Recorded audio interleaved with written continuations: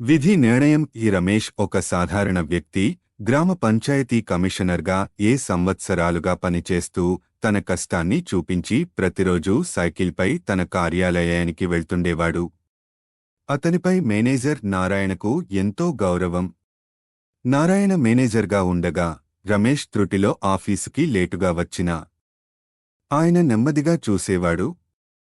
కాని ఒక్కసారిగా నారాయణ గుండెపోటుతో మరణించడంతో ఆఫీసులో నిశ్శబ్దం ఏర్పడింది. కొత్త మేనేజర్ శేఖర్ చేరినప్పుడు ఆయన కఠిన నియమాలను తీసుకొచ్చాడు. ప్రతి ఉదయం ఉద్యోగులందరికీ పనిని కట్టబెట్టి కఠినమైన టార్గెట్లను విధించాడు. అందరూ ఆ మార్పుకు అలవాటు పడలేక ఇబ్బంది పడుతున్నారు. రమేష్ కూడా ఆ కొత్త వాతావరణంలో ఒత్తిడిగా ఉండేవాడు. ఒకరోజు ఉదయం రమేష్ సైకిల్ టైర్ పంక్చర్ అయింది. మరమ్మతులు చేయడంతో ఆయన ఆఫీసుకు లేటుగా చేరాడు. అప్పటికే మేనేజర్ శేఖర్ విసిగిపోయి ఉన్నాడు. రమేష్ ఎక్కడ ఉన్నాడు అని ఆయన కర్కశంగా అడిగాడు. ఎవరో చెప్పారు, మేనేజర్ గారు మిమ్మల్ని పిలుస్తున్నారు. చాలా కోపంగా ఉన్నారు.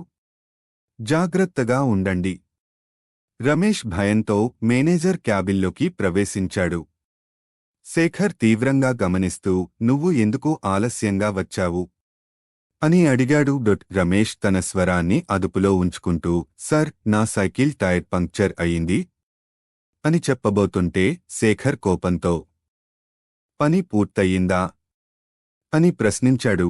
రమేష్ అలా నిలబడి పని పూర్తవలేదు అని చెప్పడానికి భయపడ్డాడు. అప్పటికే శేఖర్ చెయ్యి మేజ్ టేబుల్పై మోగించి, ఏమీ చెప్పొద్దు, బయటికెళ్ళు, నేను సస్పెండ్ చేస్తున్నాను అని కేకేశాడు. ఆ మాటలు రమేష్ హృదయానికి గట్టిగా తాకాయి. అవమానం, బాధ, కోపం తలదించుకుని ఆఫీస్ నుంచి బయటకు వచ్చాడు. ఆ రోజు తన తుప్పు పడ్డ సైకిల్ మీద ఇంటికి చేరే వరకు ఆ సంఘటనలోనే మునిగిపోయాడు. ఇంటికి చేరిన రమేష్ తన గది మూలలో ఉన్న మాయ అద్దం వైపుకు చూశాడు. దాని ముందు నిలబడి కన్నీటి తడిగా, ఏమిటి? ఎందుకు నారాయణ సర్ని తీసుకెళ్లావు?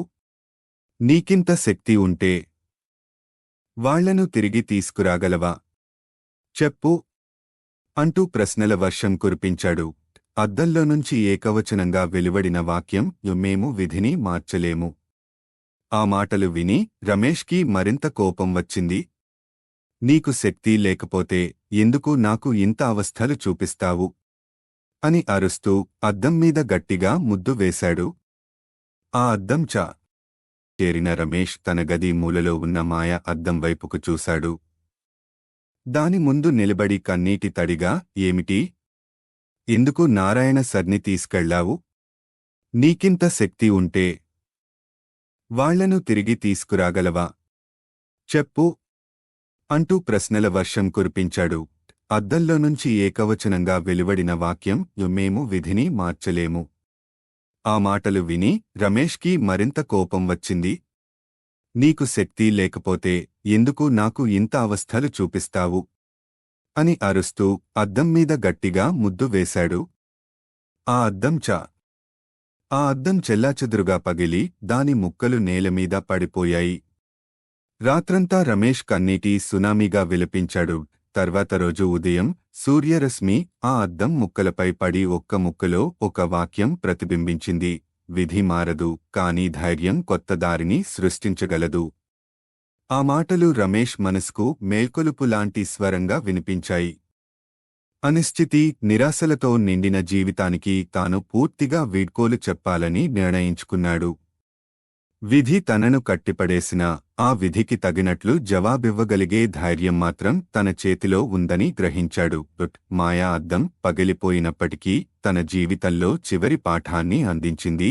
విధిని మార్చలేకపోయినా ఆ విధిని ఎలా ఎదుర్కోవాలో నేర్పించింది.